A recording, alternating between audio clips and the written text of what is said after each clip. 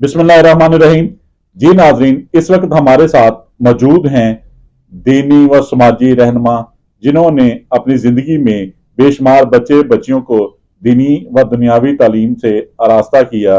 ये उस्ताद मोहतरम राना मोहम्मद आसफ महमूद साहब से पूछेंगे कि आजकल सर घर घर में परेशानियां हैं, बच्चे भी परेशान हैं, बड़े भी परेशान हैं, खवातीन भी परेशान हैं, बुजुर्ग भी परेशान हैं और एक अजीब सी अफसरदगी है, चेहरे मुरझाए हुए हैं। इसकी क्या वजह है?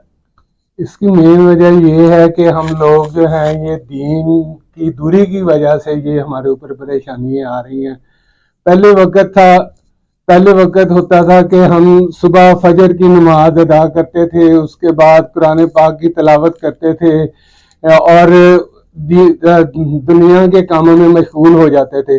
हदीस का मफहूम है कि सुबह के वक्त फजर की नमाज के वक्त बाद एक फरिश्ता आता है जो इंसान का रिज़्क जो है तकसीम करता है।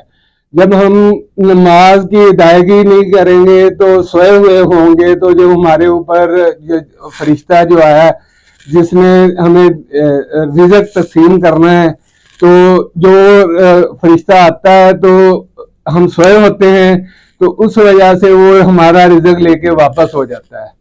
तो मेन वजह ये है कि हम 5 वक्त की अगर नमाज अदा करेंगे तो अल्लाह पाक हमारा रिज़्क कुशादा कर देगा।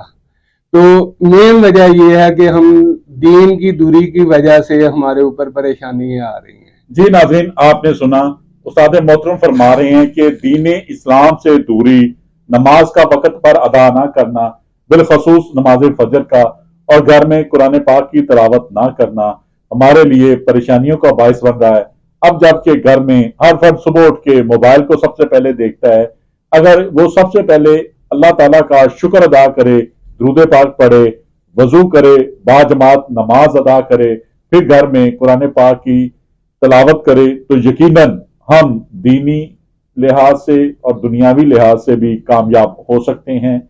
देखते रहिए GS न्यूज। इस वीडियो को लाइक करें, हमारे चैनल को सब्सक्राइब कर बेल आइकन जरूर प्रेस करें।